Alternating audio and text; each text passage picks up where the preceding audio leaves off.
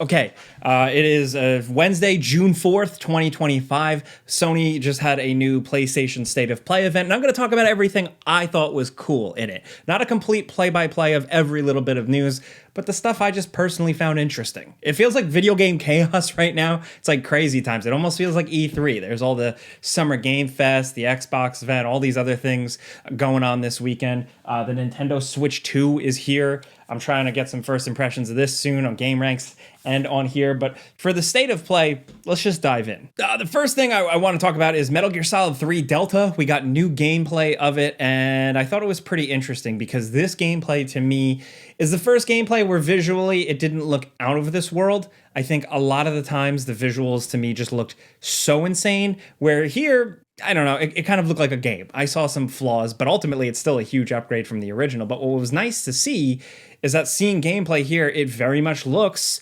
like it plays like the original. And I think that's good because I wanted to see this game preserved. As a diehard, annoying, weird freak of this franchise, I was really worried about this. But the more I see of it, the more I'm looking forward to checking it out. I recognize a lot of my favorite camos that I would use. The indoor one was there. We got to see the lab disguise, a lot of stuff, more looks at levels, the Ocelot boss fight, the Fear boss fight, a lot of boss fights really. And it looks like they are a little clunky and awkward like they were in the original Metal Gear Solid 3. And I think that's good because I want this game kind of preserved, not really changed, but just looking better. The interesting thing though is that at the end they teased to me what looked like multiplayer. Was that multiplayer? I thought that was multiplayer. I don't know if it's going to be like a multiplayer mode or maybe like an invasion mode. I don't know for sure, but that old style of Metal Gear Solid gameplay, I think can actually tie well into multiplayer. I mean, we've had little experiences, little brushes with it in the past, right? And then like Metal Gear Solid 4's online mode was really underrated, and I wish it was more of a thing, but it had a fan base. So I don't know, for them to tease something, you have piqued my attention at the very least. But sticking with Japan, we got some Silent Hill F gameplay that I like to see, and I like to see that it very much looks like it plays like, Silent Hill 2 Remake. A simple third-person adventure game with survival horror mechanics and swinging stuff at enemies. You're not an overpowered badass, you're just a girl. And what I liked here is kind of what the original trailer or reveal alluded to, right? Which was just absolutely insane monster and creature designs, just really grotesque stuff.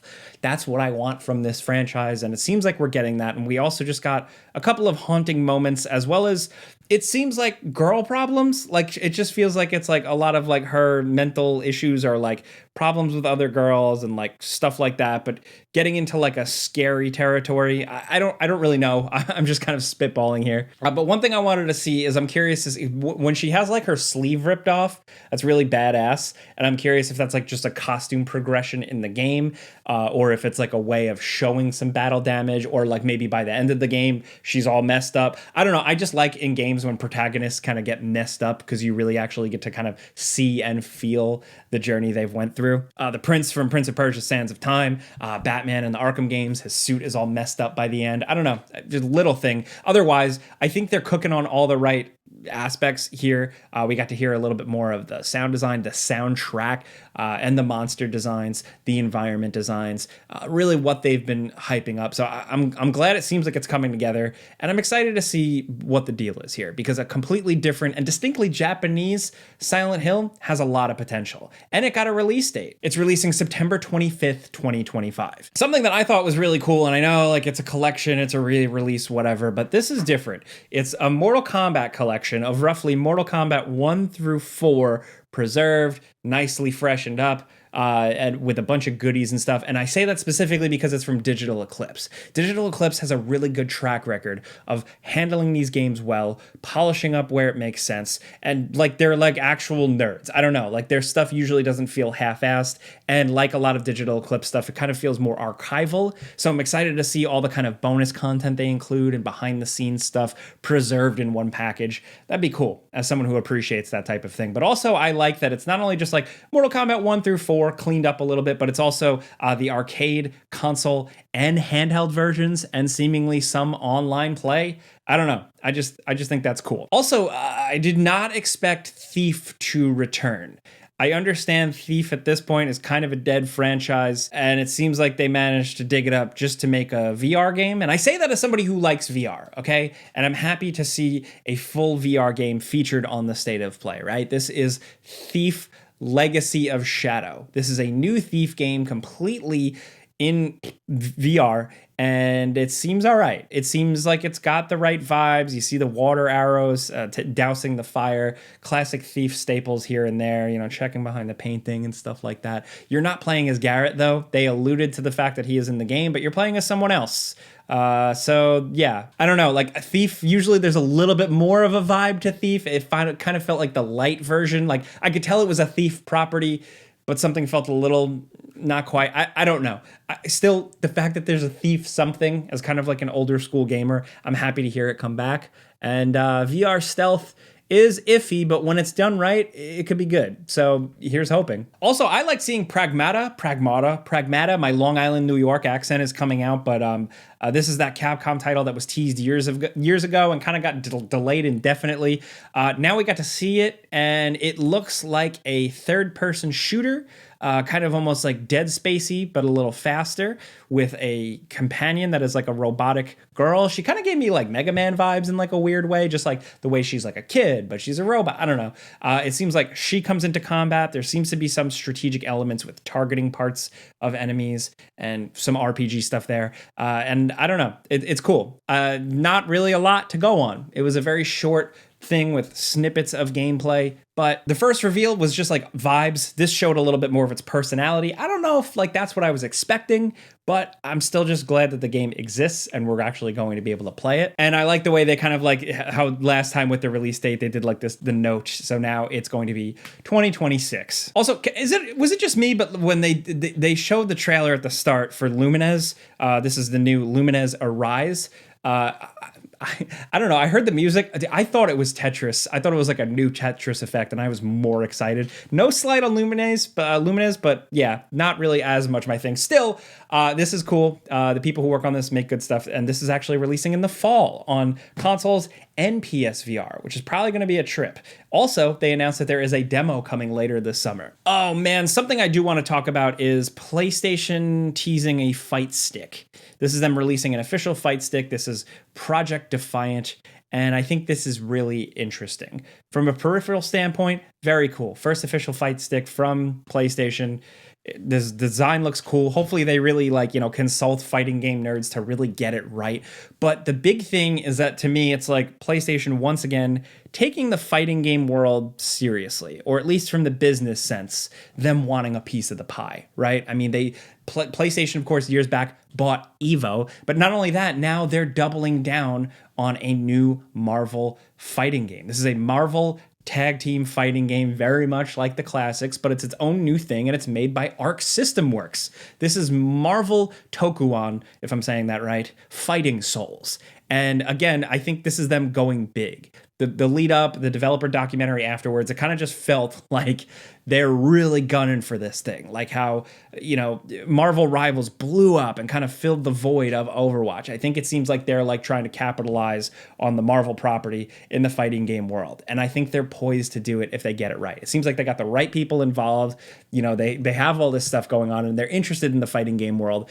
And this looks exciting. Arc System Works makes crazy stuff, good stuff in the fighting game world, but also for me as a casual fan, flashy, interesting, beautiful, fun stuff. And I think that shows here from the 4v4 chaos and characters jumping in and tag teaming like attacks and stuff, but also the character designs. I love them here. I think sometimes Marvel character designs can be overly done, designed to death. This here looks like it's injecting Japanese influence in a way that I found to be pretty iconic, from Iron Man with the Gundam mecha style thing on his head to just Storm looking really cool. Robbie Reyes is in it. That's cool. Star-Lord looking a little over the top in an interesting way. Doctor Doom being Doctor Doom and using a gun. Cool. Very good. Captain America kind of having a jacket. I don't know, like a flak jacket type thing. I like the designs. I like the approach here. And I'm actually really interested in this one. Again, I'm a casual fighting game fan. I could never really could never really hack it. But just as much as I liked Dragon Ball Fighters as a casual Dragon Ball fan, like, I don't know, this is interesting. Also, hyped to see Suda 51 returning, Grasshopper Manufacturing making another big, crazy, dumb, stupid game. The art style at first completely threw me off, and I can't believe the game, or the reveal of the game, completely shifted from that. I hope we still get more of that first art style. But this game, Romeo is a Dead Man, first of all, what a Suda-ass title. As soon as that title came up, I pretty much knew, right? I mean, right? But this is coming in 2026, and it looks awesome. It kind of looks like a No More Heroes mixed with almost like a Dead Rising and more combat. You see this guy running around a mall, drop-kicking enemies, using crazy weapons. The boss battles in particular looked absolutely incredible. Right up my alley there. And I just like more traditional, runny, hacky, slasher, crazy games like this. 2026, and I hope they nail it, because Suda 51 for a while, the output has been kind of like all over the place, but I think this could be promising. Also, I said it when it was first revealed, but Baby Steps is something I really want to play, man. I'm glad that has a release date as well. The humor looks good. The guy looks gross. I still don't know how this game is going to control not on a mouse and keyboard, because it just looks like it's poised for that, but yeah, I'm excited to finally get my hands on this weird, dumb game. And I'm glad that the State of Play highlighted smaller games like this. Oh shit, Final Fantasy Tactics, Evil East Chronicles as well. I like being able to switch between the original version and the new version. The fact that it has full voice acting, extremely cool. The new visuals look good, not like this massive, insane thing. I think, it feels like a good, spiritual successor or good up-res of the original. The feeling is still there. That's coming September 30th. That's something I definitely want to play on like a handheld or something like that. But yeah, the big thing for me though, of course, I've talked about this a lot on social media and stuff. IO Interactive's 007 James Bond game. Earlier this week, the title was revealed. It is First Light. And now we've got a cinematic reveal trailer with a little bit of gameplay, it seems like, and it is honestly checking a lot of boxes, right? But the first thing I want to point out is that I wasn't really primed for a young Bond game. I didn't want a young Bond game. I know they had kind of said, like in previous like press releases and stuff, it might be a youngish Bond thing, but this is like baby Bond. And I want like just full-fledged, full-form Bond.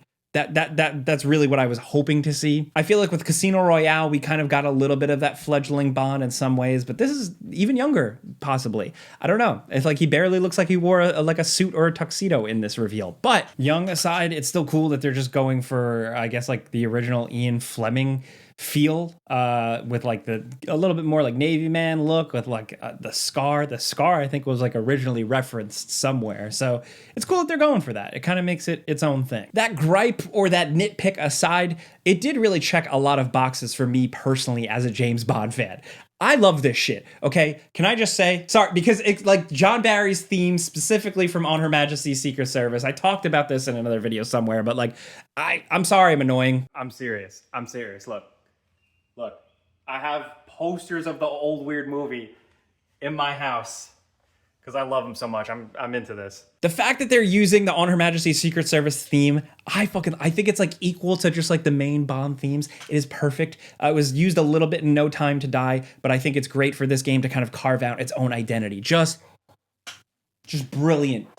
Brilliant moves. I hope this game is good. So again, what I was saying before, it checks off all the boxes for me, right? You got some style, some personality. You've got stuff. James Bond is very stuff, whether it's cars, clothing, watches. They showed Omega watches specifically, to the corny one-liners, big action set pieces, which we got some glimpses of, some car chases, and just it kind of having an IO Interactive vibe. When they showed a little bit of interior action, it felt to me like it was some sort of Hitman-like thing. I would like to see that. If they could combine the modern Hitman games with like the Mission Impossible Nintendo 64 game, gameplay wise, I think that would be like a match made in heaven. But also the car featured was another one that like it might have been a similar one as in No Time to Die, but it's an Aston Martin. It's like a 70s or 80s Aston Martin V8. If that's what this is, I'm sorry if I'm wrong, but like I like cars. But off the top of my head, I think that's what it is. And yes, awesome. So again, checking most of my boxes. Incredible theme. IO Interactive feeling, gameplay, vibe, style, the corny one-liners, the gadgets, big action set pieces.